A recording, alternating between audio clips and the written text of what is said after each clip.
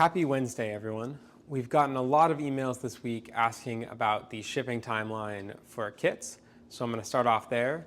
We're still waiting for the next batch of these controller boards to arrive, but there's been some progress. So on Sunday, I spoke with the factory, and they said they were having an issue with the jig, basically for soldering the through-hole parts.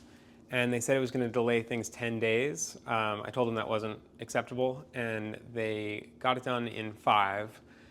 So we have a tracking number. They say they're going to ship out tomorrow, but we haven't seen the tracking number move yet. But hopefully those will get picked up by DHL tomorrow. We'll get them, we can program them over the weekend, and we can start shipping those out next week. While we wait for the PCBs to arrive, we've been pre-packing boxes with everything except the PCBs. As you can see behind us, we have about 408 so far, and we're adding more every day. So that means that as soon as we get this next shipment of controller boards, we can program them, QC them, put them in the box, and send them out to you immediately. So if you're waiting on a kit, the answer for when it will ship is hopefully next week.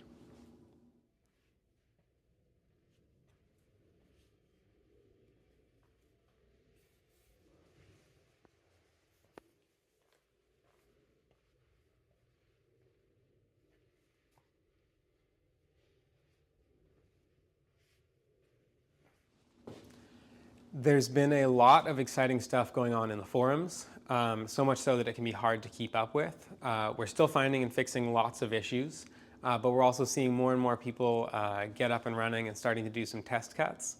So here are some of my favorite things that I've seen in the forums since we did our last video update. So those of you who subscribe to our newsletter and get a weekly update have already seen some of these, but since YouTube has a different audience, I just wanted to share some of these real quick. So here we have Scuba Sean showing he's cutting just right up to the edge of the sheet, which is something I haven't even tried to do. I think that's pretty amazing. Frank Wabinga has shown this this really cool organization cabinet that he built. I was very impressed with that build. And then CPL showed this awesome hourglass-shaped frame. I really liked that. Marcus Rin created what I think is by far the most beautifully done version of the folding chair design. We've seen several of these built, but I think this one just really stands out in terms of quality. Mike Clancy made this huge pocket, which I thought was interesting. Since I posted this, he did post a picture of the finished version, which looks great. Another really cool thing that we saw this week was Smarkus 3 did first this little test face here, and then he made a much bigger version of it, which came out great. Mike Hope shared this test project of his workshop sign, and then Jesse Barra, who, full disclosure, this was actually done with our old design. He's still waiting on his M4. I'm sorry, we're getting him shipped as soon as possible. But this thing just came out incredible. He just cranks out the amazing projects.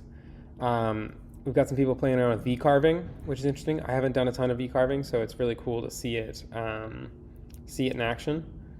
And Maslow 4, we get asked a lot, does Maslow 4 support moving all 3 axes at the same time? And it does.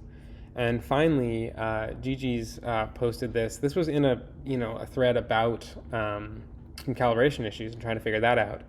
But just as part of that, he posted this picture of his frame, which I think is so cool. He's using the walls of his shed here as the frame itself, which is just incredible. My go-to CAM software for taking an SVG file and generating toolpaths for the machine to cut out used to be a website called MakerCAM. It's a pretty simple, easy to use. It does sort of 90% of the things, but in a very easy, simple package. I really liked it. Unfortunately, it was written in Flash. And so a few years ago, when Adobe stopped supporting Flash, MakerCAM went away.